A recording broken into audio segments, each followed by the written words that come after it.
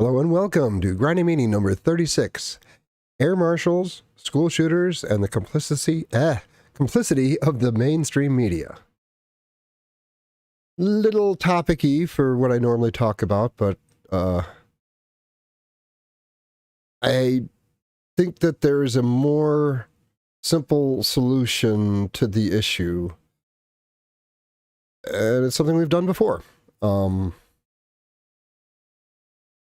I should first address something that comes up somewhat often, but before I do that, I would very much like to confirm that I am coming through and being heard.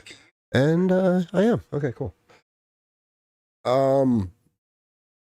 There is this idea of arming teachers, and some people think this is a very stupid idea.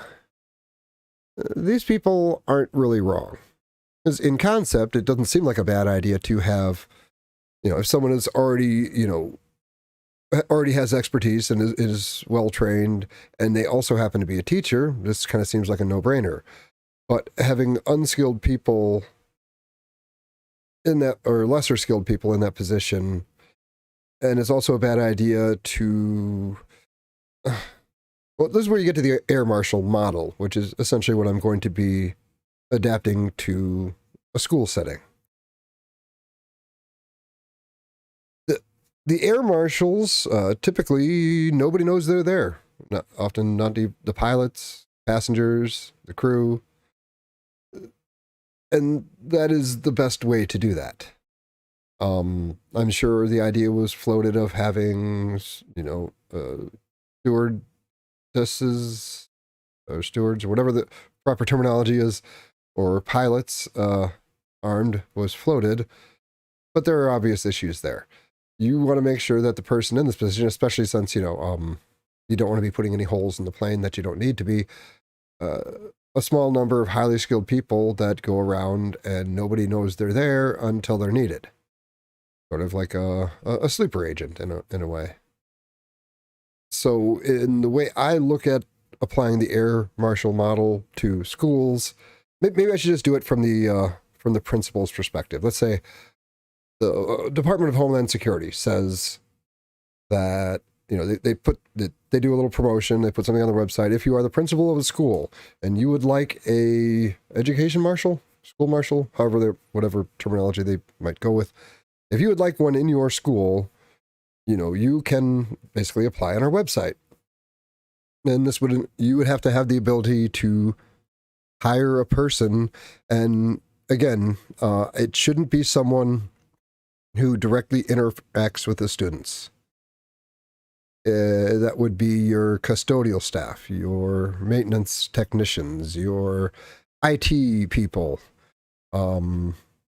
These would be the best positions. So obviously you couldn't have them as students unless it was a very unusual situation. But the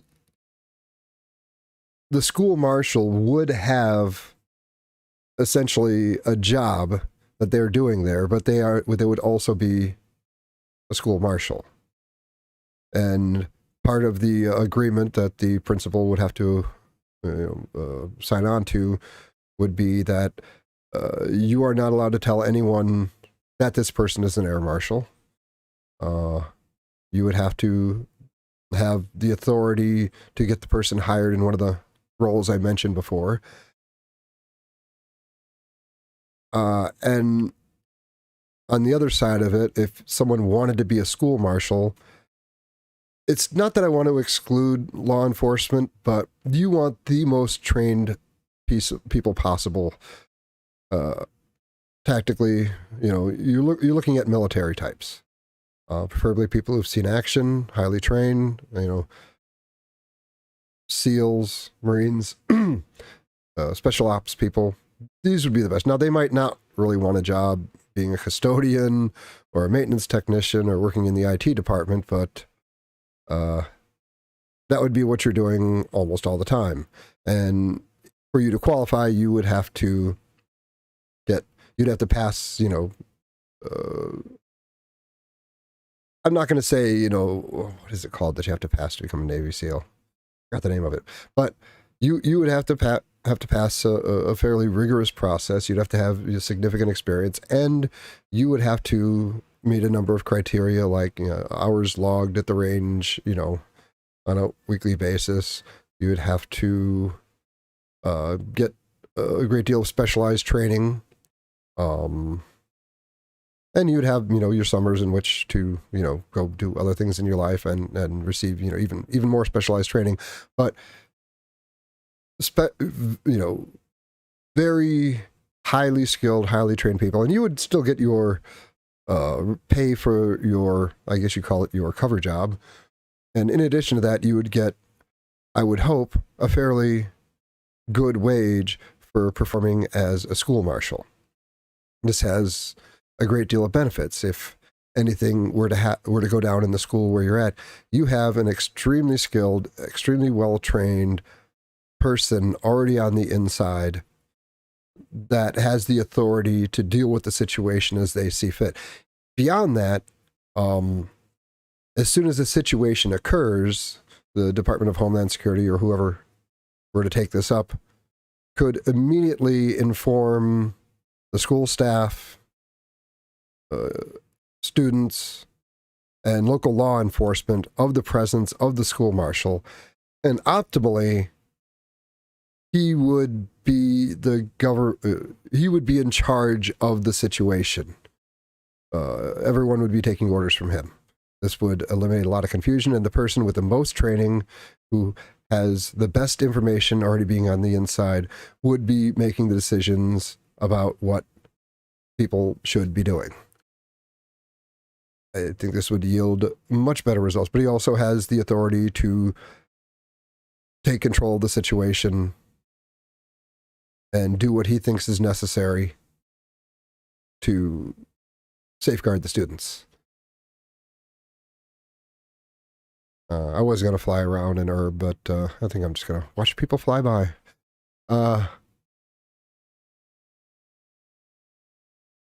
This would be a little costly, but I hate to put it this way, but do you really want to put a price on, the safety of your children? I think this is one part of two things that I think need to happen.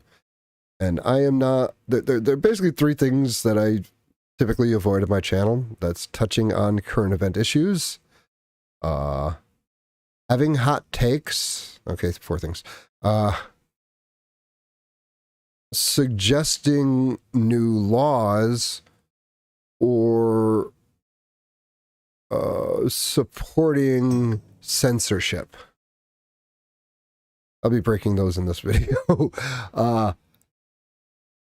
So I don't actually think this should be done. I'm going to propose a law, but I'm not actually serious in it, but it seems like the simplest way to make the point I want to make. Okay, here's how the law would go. It would be a federal law. Any person or organization that posts a video that includes the picture and or name of the shooter can be charged as an accessory after the fact. I know that seems a little extreme, and it's not that you're trying to hide it from the public, print media, text, websites, just not in video. And to explain why that is so important, let's go back to the 80s. There was a thing that was happening at baseball games where someone would peel off their clothes and run out on the field. It was called streaking. And it was quite a thing for a little while. The way they dealt with that was they would immediately go to like B-roll footage or a camera away from what was going on. They stopped talking about it and they prosecuted people to the fullest. The motivation of the streaker was to get on national television, end up in being talked about by the news and having a little slice of fame for just, running out on the field naked. But when you took away all the incentives, it evaporated. I'm not saying the problem that we're trying to address here would evaporate, but to understand why this would be so effective, you have to understand the psychology of a school shooter and why it is they go to a school, particularly if they're not a student, they're not young, and they don't even go to the school. People can become so bitter and resentful. They absolutely refuse to believe that their station in life is a product of their own behavior, for the most part. They have told themselves a story about how, in fact, special they are and how much better they are than other people, which they don't actually believe, but this is the story they tell themselves. But every time they go out and interact in the world, this is proven wrong. And rather than take any ownership of that, they just double down over and over again that they're almost like a bigot in that they have this incredible bigotry against everyone who's not them. They feel like there is some kind of unified collective organism that has singled them out for torment. And they, due to the story they're telling themselves, are just unbelievably outraged at this injustice that is targeting specifically them. And it is just so wrong. They're really just projecting their own, let's say, evil onto others. And they refuse to mature or adapt to their world. And they just keep getting angrier and angrier. Now, there's other complications. They might have, or probably have, some pre-existing psychological issues. A lot of these individuals are on a cocktail of psych meds, which often have the byproduct of removing a person's ability to empathize with others in some situations. And eventually they get so mad at the world. And not, it's beyond individual people.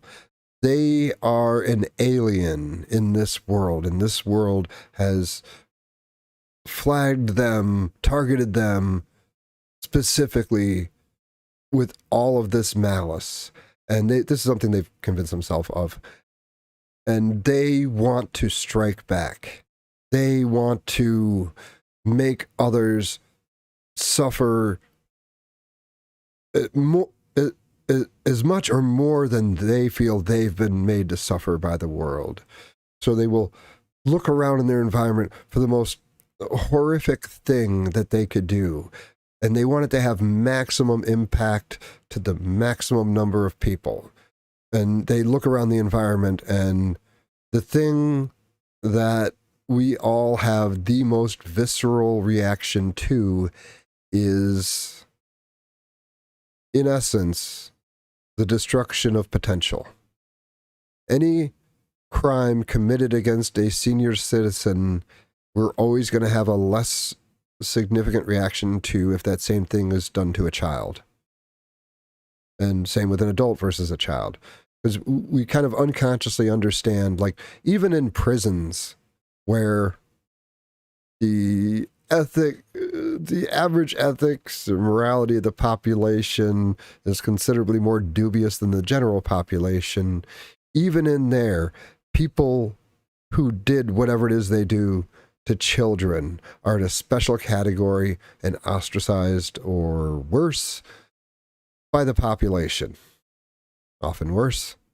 Because we all instinctively, even if we're screwed up, even if, we're a criminal and we're angry at the world, maybe not to the same degree as a school shooter, but they still see that this is just a much more horrible act. And we understand this. This exists outside of culture. This is a primal human thing.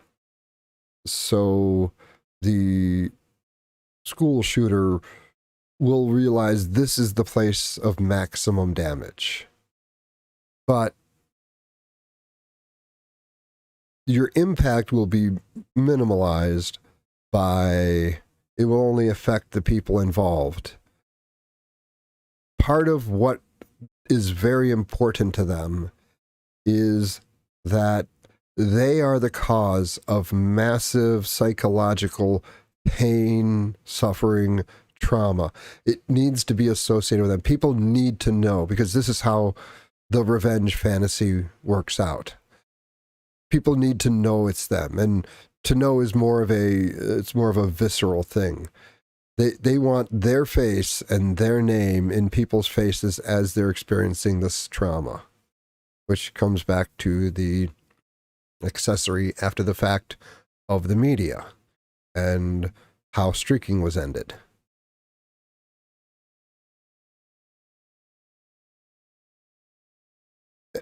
Imagine a magical scenario where both the school marshal system was running in many schools and no one was producing video content showing the picture of or name of this monster of a human being. You will get more. It will continue until something happens. So imagine someone heads down to a school to do their evil, and before even maybe injuring but not actually ending any of their targets, they are taken out by a school marshal. And then you can find like his picture and name if you go on like websites and read about it, but there's no newscasters or no YouTubers making videos showing this guy's face or giving his name. What effect would that have on the motivation of people that would come later? These people are still going to be out there and they're still going to do bad things. But the appeal of it will probably send them in different directions, because right now you're offering on a silver platter exactly what they want. All they have to do is this thing and they get to do the damage. And the reason, to go back into the psychology of it a little bit more, the reason why these people are almost never taken alive is the ultimate, I'm not sure how to put it. I don't know if you've ever been playing a video game and there's voice chat and somebody is just being incredibly toxic and they do some kind of huge big tirade, just yell, just telling you how awful you are or you suck or whatever it is, and then just immediately bail before anybody can respond. They want to be able to do their thing but not have to face the consequences. And consequences come in two flavors. That is, because they're not the standard psychopath, sociopath. Who is often very interested in everybody. They're still interested in everybody knowing who they are and what they did, but they don't have the hardware to feel shame or empathy for any of the people that they've harmed. They're too far gone for that. A lot of these school shooter types, they know what it's going to do to them. And this is sort of the, I'm taking my football and going home to the next life kind of thing. Like, I will not have to face, I'm going to do all this massive amount of harm, cause all of this trauma, and then I'm out, bitches. And you guys can't do anything about it. Which is, just the ultimate fuck you. But I think that this is a thing that can be dealt with. I think that changes can be made to limit this, reduce it. The other advantage of the school marshal, a lot of times that people will say there were warning signs, there were people warning about this particular person, but investigating someone before they've actually done anything wrong is dangerous territory.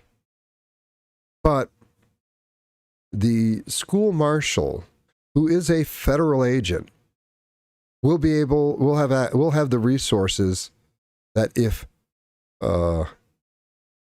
warnings are issued by law enforcement or schools to some kind of, reporting system for if red flags, yellow flags, red flags are showing up for an individual, they can be logged into a system that isn't used for prosecution, but it's something that the school marshals have access to. Now, obviously, this isn't the Minority Report. They don't get to act before someone's done something wrong, but they can keep an eye on the individual to make sure, to be prepared in case that person does do something. This would be more in line with someone attending the school being a threat, but it could also be outside threats. And having someone who has the resources and doesn't have to work through a bureaucracy. Now, again, can't take preemptive action, but you'll have someone it is their job to keep track of potential trouble sources. I think I just used a Scientology term. Potential trouble source, yeah.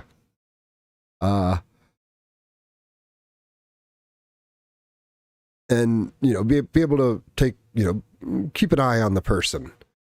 And if that person does cross some kind of legal boundary, they would be in a position to inform through their, federal government contacts, things that could be done. Again, this is dangerous territory because you start, you get into future crime and this could be abused. But I think it's super important to have this school marshal not be someone who interacts with the students and really doesn't interact with the faculty. No one there except the, principal should know that they are there. And this would allow them to operate most efficiently. I think I got through everything that I wanted to say. I just see a lot of people spinning their wheels on this topic, and it's naive to think that you can give a teacher some training and a firearm, and that will improve the situation. In all likelihood, undertrained people who are armed and often in stressful situations, it could very easily do more harm than good. And I'm not saying this is what has to happen, but a solution that actually works will look something like this. And again, with the law, I don't literally say I think this law should exist. If the ethics of those in the media had not slipped so far, this would be a no-brainer and no one would have to ask them to do this. But when you are a dying industry, and if it bleeds, it leads, they almost don't have a choice because it's about like the survival of their business. So it's really not something you can expect them to do. I've heard recently that, that news should be nonprofit. I don't know if this is a solution, but it might be a move in the better direction. The for-profit news model is a real problem right now. I think that's everything. This has been Grinding Meaning number 36. Air marshals, school shooters, and the complicity of the mainstream media.